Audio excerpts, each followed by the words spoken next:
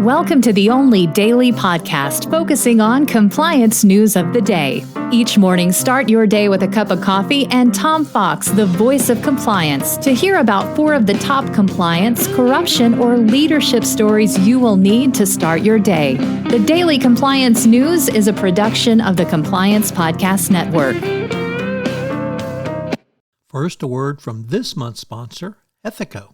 If you're a compliance officer, middle managers are crucial in getting your programs from you to your frontline employees.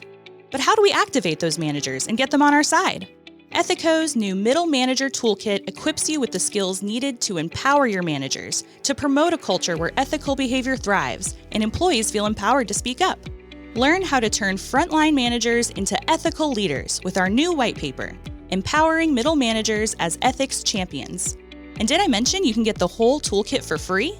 Head to ethico.com to download the full toolkit today.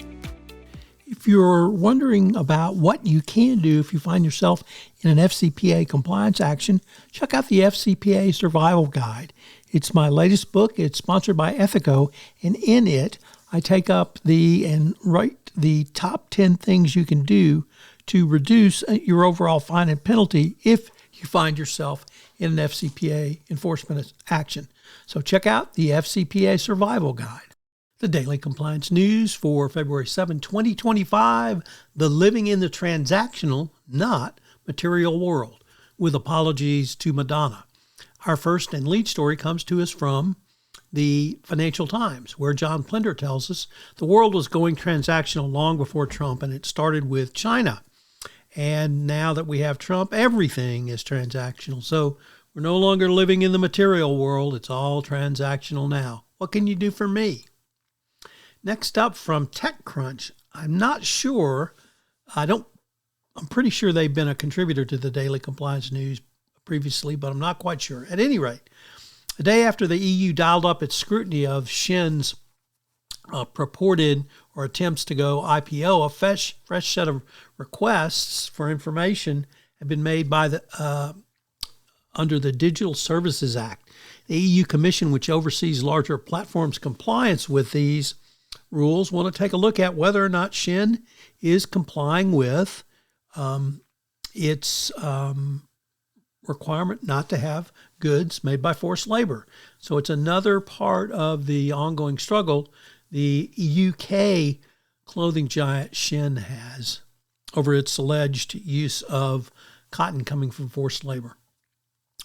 Our good friend Matt Kelly over at Radical Compliance reports that the new Attorney General, Pam Bondi, has signaled a retreat from FCPA enforcement, and it will only involve cases that are, quote, to facilitate human smuggling and the trafficking of narcotics and firearms.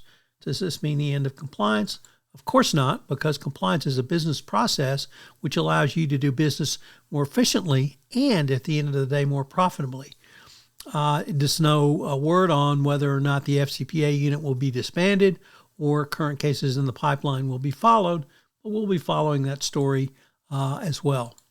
And finally, is the NFL in the headlights of the DOJ to investigate over the Rooney Rule? Yes. The Rooney Rule is the NFL rule that says you have to interview a minority for a coaching position, and it's been in place for many years. And now this is something that the Department of Justice may claim is DEI and therefore illegal. Yes, illegal to require interviews of minority candidates for coaching positions. At the start of this podcast, the sponsor for the entire Compliance Podcast Network is Ethico. Well, Ethico has a great new offering this month for you, a toolkit for middle managers. This is something that you, as the compliance professional, can use to move your compliance program forward by giving middle managers the skills necessary to answer a call for speak up or when someone comes in their office and raises a concern. I can't think of a tool that will be more valuable for you in the current era of enforcement. The Daily Compliance News is a production of the Compliance Podcast Network and a proud member of C-Suite Radio. Thanks so much for listening. I hope you'll join me again tomorrow.